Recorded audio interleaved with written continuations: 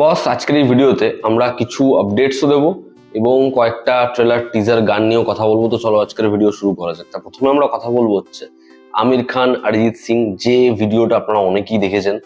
একদিন আমির খানের ছেলের জুনিয়র খান সাই পল্লবীর পরবর্তী ছবি, সেই ছবির একটা গান ড্রপ করা হয়েছে এবং যেরকম ভাবে ভিডিওটা ড্রপ করেছে যে আমির খান এবং তার গোটা ইউনিট তারা যাচ্ছে হচ্ছে অরিজিৎ সিং এর বাড়িতে এবং তাদেরকে আপ্যায়ন করা হচ্ছে, তারা খাচ্ছে, একে অপরের সাথে কনভারসেশন রয়েছে এবং গানটা চলছে।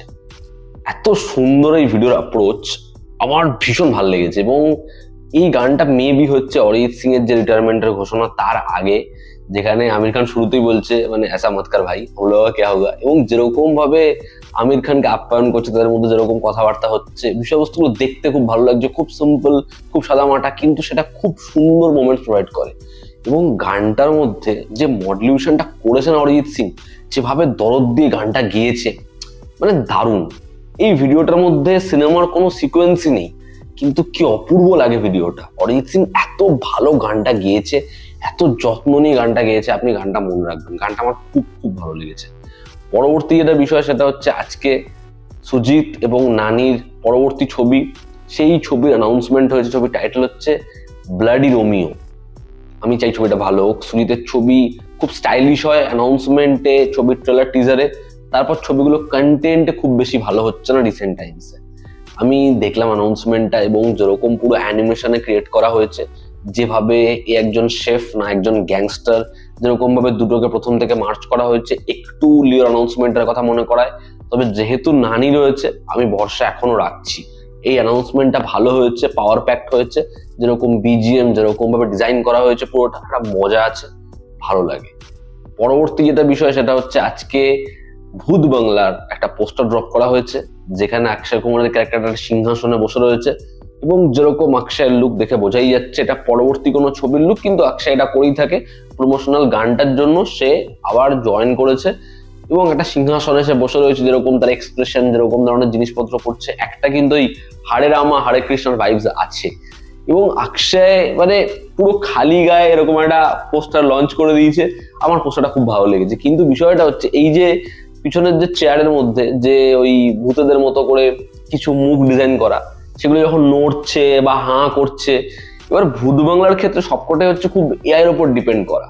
আমি চাই না সেটা ছবির ট্রেলার টিজার দেখে মনে হোক। আমি ভূত বাংলা নিয়ে খুব আশাবাদী।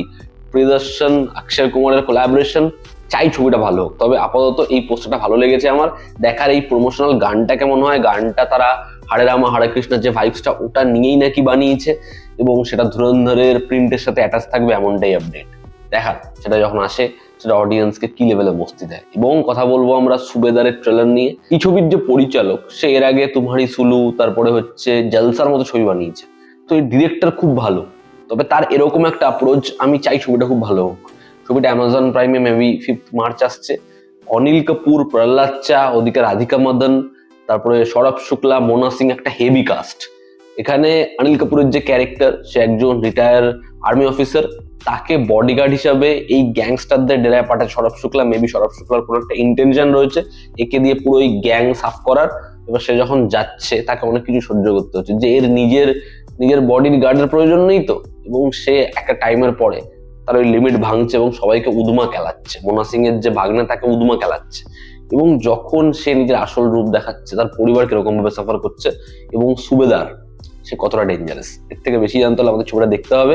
আপাতত এই ট্রেলারের যে রনেস, অনিল কাপুর থেকে শুরু করে সাপোর্টিং ক্যারেক্টারদের যেরকম লাগছে, যেরকম অ্যাকশন সিনস এবং বিশাল দাদলানির ওই ভয়েস, ওই গানটা, সেটার মধ্যে মজা রয়েছে। দেখার ছবিটা কেমন হয়।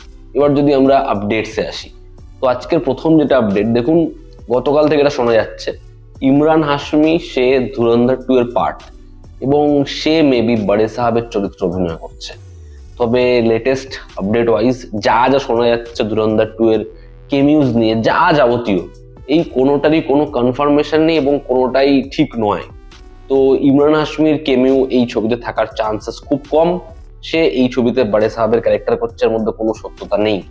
দেখার পরবর্তী সময়ে ছবিতে অন্য কোনো ক্যারেক্টারের কেমিউ সম্পর্কে কিছু জানা যায় কিনা, এবং সত্যি কি ছবিতে অন্য কারো কেমিউ রয়েছে, দেখার সেটা। রণবীর সিং এর পরবর্তী ছবি যেটা হচ্ছে প্রলয়, একটা বিগ বাজেট ছবি, যেই ছবিতে কল্যাণী প্রদর্শন রয়েছে।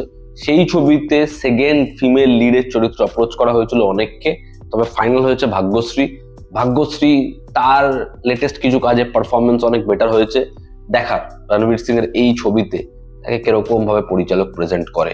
পরবর্তী যেটা আপডেট সেটা হচ্ছে আলী আব্বাস জাফর এবং আহান পান্ডে, এই দুজনের কোলাবোরেশন ওয়ারএফ এর ছবি, একটা রোমান্টিক অ্যাকশন ফিল্ম। সেই ছবির কাজ আজ থেকে শুরু হয়েছে। দেখার এই ছবিটা যখন আসে সেটা অডিয়েন্সকে কি লেভেলে মস্তি দেয়। এবং শুটিং থেকে মনে পড়লো কালকি চ্যাপ্টার 2 এরও কিন্তু কাজ শুরু হয়েছে, তবে প্রভাস ছাড়া। এবং অমিতাভ বচ্চন আর কামাল হাসানের কিছু বিটিএসও ছড়িয়ে পড়েছে সোশ্যাল মিডিয়ায়। দেখার এই চ্যাপ্টারটা যখন আসে গল্পটা আলটিমেটলি কোন জায়গায় পৌঁছায় এবং প্রভাসকে আর কি সিরিয়াস ওয়েতে অন্যভাবেই প্রেজেন্ট করে। দেখার সেটা। কর্ণাটকা হাইকোর্ট রণবীর সিং এর যে আপিল সেটাকে পুরোপুরি ভাবে ডিক্লাইন করে দিয়েছে। কোন বিষয়টা হচ্ছে ঠিক ধুরন্ধর রিলিজ হওয়ার আগে যেরকম সে বলেছিল একটা স্টেজে উঠে মিমিক করে যে ঘোস্ট ঋষভ শেট্টির ক্যারেক্টারের ভেতরে যাচ্ছে, তারপর ধুরন্ধর সেটা ওটিটিতে আসার পরেই যেরকম ভাবে রণবীর সিং এর আগেনস্টে কেস করা হয়, সেটার আগেনস্টে যে আপিল করেছিল রণবীর সিং সেটাকে পুরোপুরি ভাবে খারিজ করে দিয়েছে কর্ণাটক হাইকোর্ট। তো রণবীর সিং মোটামুটি সাফার করছে। একদিকে ফারহান আখতার তার পিছনে পড়ে রয়েছে, তার উপরে তার নিজের এরকম একটা স্টেটমেন্টের জন্য সে আসলে নিয়ে রয়েছে। দেখার পরবর্তী সময়ে এই বিষয়গুলো কি কোনোভাবে সর্ট আউট হয়।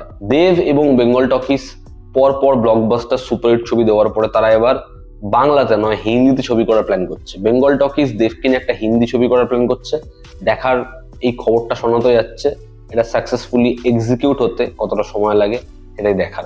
পরবর্তী যেটা আপডেট সেটা হচ্ছে 213 কোটি টাকার ডিল সেটা ফিরিয়ে দিয়েছে ওয়ারএফ তাদের আলফা ছবিটার জন্য।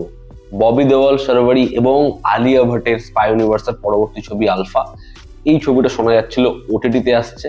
এই ছবিটার জন্য নেটফ্লিক্স 213 কোটি টাকা অ্যাপ্রোচ করেছিল ডিরেক্ট ওটিটিতে রিলিজ করার জন্য। তারা এই অ্যাপ্রোচটাকে রিজেক্ট করেছে। তারা চায় ছবিটা আগে থিয়েটারে আসবে, তারপর ছবিটা ওটিটিতে আসবে। একটা হিউজ ডিল ছিল, বাট তারা সিনেমা রিলিজ করার জন্য এই পুরো বিষয়টাকে ইগনোর মেরেছে।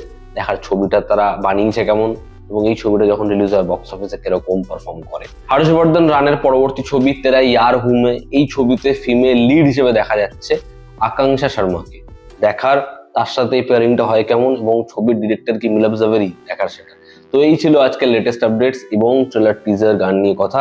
তোমরা যারা দেখেছো তোমাদের কি অপিনিয়ন জানিও, জনতা আমাদের পাশে আছে। আবার দেখা হচ্ছে।